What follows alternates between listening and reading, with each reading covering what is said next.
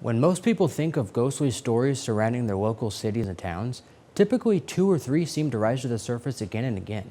This is the case when you mention the Wabash Valley located in southeastern Illinois and southwestern Indiana. These stories you're about to witness are 3 of the most well-known urban legends hidden deep inside the Wabash Valley. An area known for its history. The Wabash Valley spans over 20 counties in Illinois and Indiana. It's an area with history around every corner. War veterans from the Revolutionary War to World War II and beyond. Covered bridges from the turn of the 19th century and multiple highly accredited universities. But lesser known history can be filled with sinister secrets. Extraordinary bridges with haunted pasts.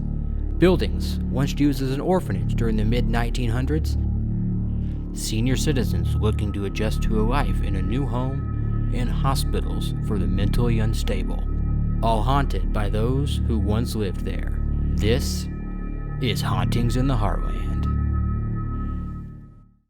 The first stop in this journey lies in the town of Terre, Haute, Indiana. It's a place rich with history, both good and bad. The old Marco Mill site is one of the oldest places in Terre Haute, dating all the way back to 1817. But is its beautiful location overshadowed by something a little more dark and sinister? To look at the old pictures, it was beautiful. It was a gorgeous building. It had these little arches that were underneath it. The Marco Mill site was one of the largest mills east of the Mississippi River and became one of Vigo County's first businesses. There were many other things surrounding the site on top of the wooden mill, but was this mill more than just your average mill? I know there are rumors, and have been rumors for several years, that it was a spot on the Underground Railroad and that the tunnels underneath the dam were actually used for that purpose, for the Underground Railroad. And I also know that there have been several reports of people going out there at night and seeing a young girl near the entrance to the tunnels. Now, whether or not she has anything to do with the Underground Railroad, whether or not she has anything to do with the Markle house that's directly across the street, it's hard to say, but people have said they have seen her. The other thing is there's been some not suspicious deaths. I mean, we know what happened. These people drowned, like they went out and they played at the dam and they ended up falling in the water. Were the drownings just a coincidence, or were there people trying to save someone or something that maybe the others just couldn't see? You don't hear a lot of drownings in other locations, so you have to wonder if there's something dark or sinister that goes on out at the dam. And again, you've got a place where if it was an Underground Railroad location, I mean, I don't know what happened to these people that were on the Underground Railroad while they were in the dam. The Markle house is one of the oldest houses still standing in Terre Haute and Vigo County, and it comes with a storied past. Much like the mill and dam site, the house is believed to have ties to the Underground Railroad. We bought the house from the Historical Society, and they had already had this listed on the National Register. And one of the things that qualified the house to be on the register was the fact that it could have been, probably was somewhat involved with the Underground Railroad because of the mill and the whole thing. If the Underground Railroad stories are true, I would imagine that those tunnels are a very dark and very sad place, and if you could actually get down into the tunnels now, that is probably where you would experience paranormal activity at Mill Dam. Sally Cox and her husband moved to the Terre Haute area in 1972, and they immediately knew they needed to purchase an older home.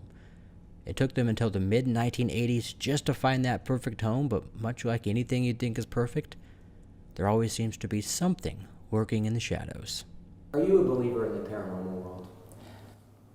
Not really. I'm a Christian, number one, and so I do believe in spirits, Spirit of God, Jesus, and I believe in prayer, and so the things that I tell you aren't going to be like spooky or anything like that, but I can't say that I believe in ghosts. Though Cox herself really isn't a believer in paranormal activities, she says the grounds the house is built on give off a not-so-easy feeling. Just like we would be here in the living room right now, I would think that I heard people talking out on the back porch, which is just, well, quite a 30 feet away maybe, 25 feet or something. Anyway, I would think, well, people were always coming over wanting to see things or talk to me or something like that. So I just would go out to the porch and there was nobody there ever. But it sounded like there were maybe 6 or 7 people out, all of them kind of talking at once. And so I just would mark that off as, well, that was whatever. But it happened, I would say, at least 4 times. The same thing, the same place, and me being in the house here by myself. There wasn't anybody else at home at that time either. And it just sounded like you were listening to people having a conversation, all of them at once. It wasn't just the back porch of the house where those eerie feelings could be felt. Set back a little ways off the house, even in the dead of summer, a cold air would send shivers down her spine. So if you go off of the deck and start walking out in the field going west, on a warm day, you could walk into a cold area. It was just like you just opened a door and walked into a refrigerator or something like that, you know. All of a sudden you go from 80 degrees to 50 or 40 or something like that. And then you just kept walking, and you'd walk out like you just opened a door and left. And that happened quite a bit, a lot more than of course it had to be in the summertime for the cold. The grounds of the old mill are a picture-perfect sight for those during the day. Nighttime brings on a whole new feeling. Is it behavior of people trying to have a good time and get a rise out of those who come to visit? Or is it the behavior of former humans still waiting to cross over into the afterlife? Have you ever visited the old dam? Not at night. I knew better than to defy my mother. Do not go out to that dam. You will be grounded. I never got grounded for anything as a child because I was a good kid. So when Mommy threatened, if you go out to that dam, you're going to be grounded, like, I knew there was something out there I didn't need to mess with. Again, you know, there have been reports of kind of sinister characters out there. And it was not somewhere my mother wanted me to go and hang out as a kid. I've been there during the day, never really felt anything weird, but it is a beautiful spot. I mean, it's one of the prettier spots in Terre, Haute, especially in the winter when the water started to freeze a little bit and the dam. It just has an interesting feeling about it. Whether or not it's paranormal, I don't know, but there's a lot of history in that location. I wouldn't necessarily go out there at night too often, though, and if I did, I'd be sure that I went with a group of people. This next story involves a place that really should be of no surprise that it made the list of hauntings here in the Heartland. It's a small cemetery located outside of a town that's so small, if you blink, you just might not see it at all. A cemetery identified by many names, but maybe its most popular name has never officially been its name at all. 100 Step Cemetery. Are the stories associated with this cemetery alive and well, or are they dead on arrival, just like those who inhabit it? The little town is used to that cemetery. It's been there forever and ever, so there's not a lot of attention there. The attention's mostly from out-of-towners. It is listed in multiple ghost hunter books and legends, and it's easy to find. So I really think that's part of the reason that it's such a popular place. 100 Step Cemetery looks just like any other cemetery for those passing by, but for those that know the legend surrounding the steps, much more than that. The story is that if you go up the steps, you'll count 100. And when you come back down, if you count 99, you're probably going to die. There's multiple legends. They all involve the steps. You go up, you count 100, you come down, you don't count 100. You know, says that you're one of them, or some of them are slated that you're soon to die. You know, some of the other legends is that then you can look out across that field, and in the mist, a guy will come out, and you know, you'll see, and you know how you're going to die, not necessarily when, but how, and oh, I don't know. There's just all kinds of different versions, but they all involve a different number of steps. There's also the story of a ghostly undertaker that's supposedly at the cemetery, and again, if you count the offset of steps, he will push you down the hill. There also used to be reports of a gentleman who would stay out in the woods, and in a way of trying to like scare teenagers off, because you know some teenagers are out there because they actually have an appreciation for the ghosts. Some of the teenagers are out there with spray paint cans and trying to do horrible things to cemeteries. So he would stay out there basically with a chainsaw.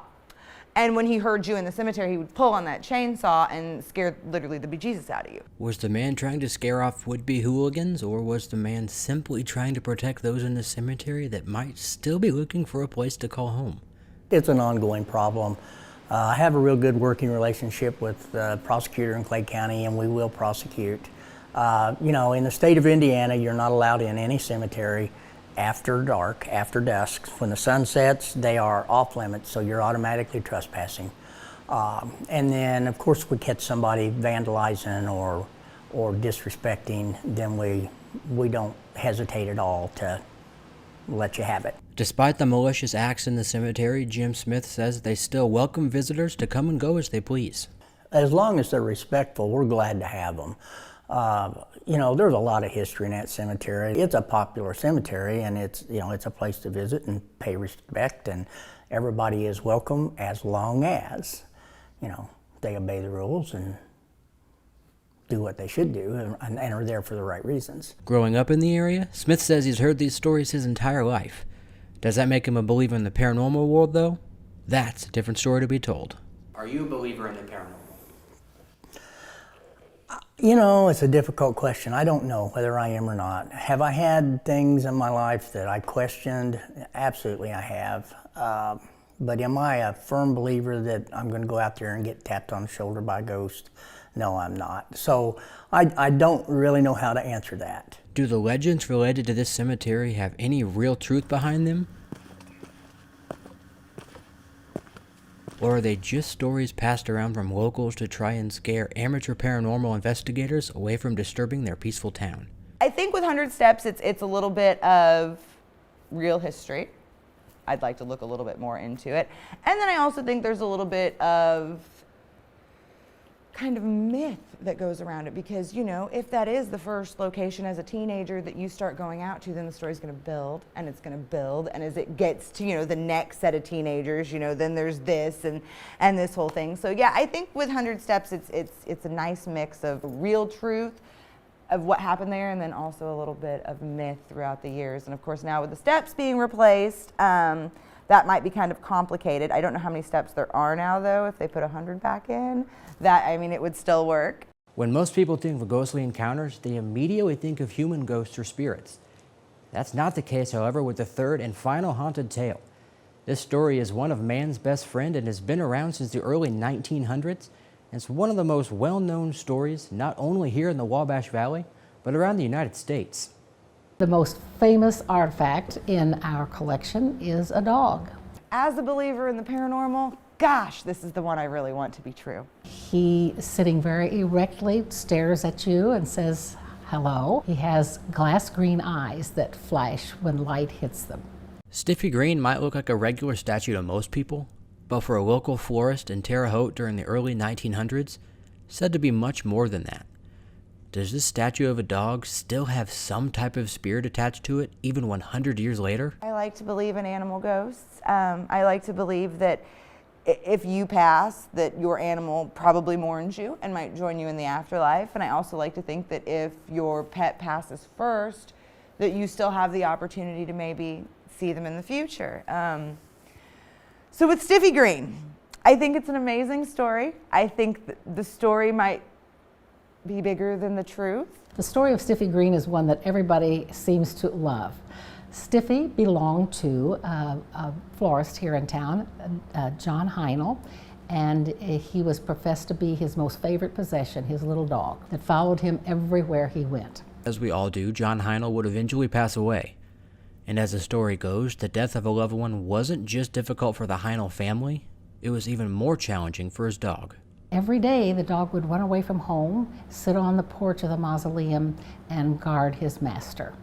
One day when the family went out to get him again, bring him back home, he lay dead on the steps of the mausoleum. Because they were so close in life, the family decided that Stiffy and John Heinel needed to be resting together in peace, so they put him into the mausoleum with John Heinel. Now the legend goes that they had him stuffed and placed him in there so that he could preside with his master into eternity. It's said that once Stiffy passed away with his owner, the story was just reaching its beginning.